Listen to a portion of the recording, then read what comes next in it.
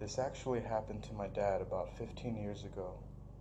My family and I lived in these apartments in Southern California when I was young, about 9 years old or so.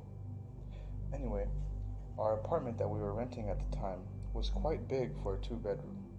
It had two living rooms, both bedrooms had walk-in closets, and the way it was arranged was the front door led into the first living room with mine and my sister's room to the left.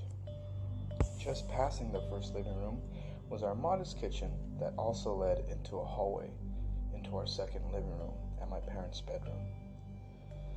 I should also mention the way the outside plays a big role in this story, the way it was set up. Our second living room also had a door that led to the outside and to a small walkway that was gated off. My dad, being an electrician, had his humongous toolbox in that walkway outside as it was gated off and secure. One night, my parents were about to go to sleep until my dad heard his toolbox and the chain securing it being dragged across the walkway outside. My mom heard it as well and aptly asked him if he heard that too. Confirming what he heard was correct, he then proceeded to head outside to the side of the house where his tools were, knowing that there's pretty much only one way out of there. He knew he had the burglar caught. With his baseball bat firmly in his grip, he yelled to the robber as he turned the corner, "Drop the tools, asshole!" He yelled firmly, only to find his toolbox still in its original place, and the noise of a heavy toolbox being dragged is still present. Just then, he smelled the worst stench he's ever smelled. Think of it like a rotting corpse that was just sprayed by a skunk with chlamydia. As he stood there in utter shock, the hair on the back of his neck stood on end, and that sound suddenly turned into a kind of roar, the kind that scared him.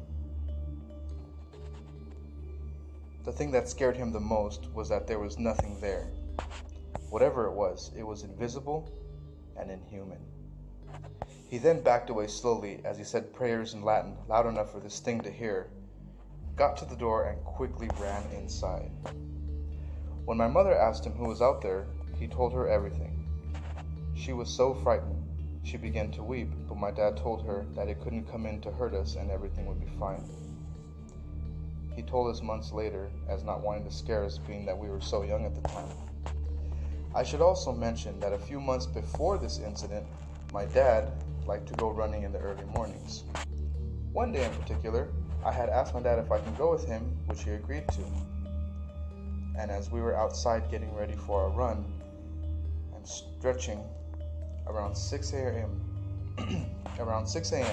our neighbor Jeff came staggering down the street like he was a zombie holding his face. When he got close enough, we noticed that his face was super bloody. At that instant, my dad called him over and asked what had happened. What Jeff had told us still sends chills up my spine to this day. He said this morning while he was in his daily run, he had decided to run in the canal by our house, for privacy reasons, I suppose. He said that about 5 minutes into the run, he started smelling rotting flesh, like a lot. As he was running and trying to wrap his head around everything, he slammed into what he thought was a wall, but he was in a wide open space and there was nothing in front of him. Yet he still felt like there was a wall there, considering his broken nose and blood streaming from it in torrents. Just then, he heard the same noise my dad had heard earlier in the story, like it was on top of him and roaring in his face, and the smell was even more unbearable. He then just ran the fuck out of there and was on his way home. And that's when my dad and I saw him. My dad believes it was a demon that he encountered. And from someone studying demonology, it certainly sounds like one. Any thoughts?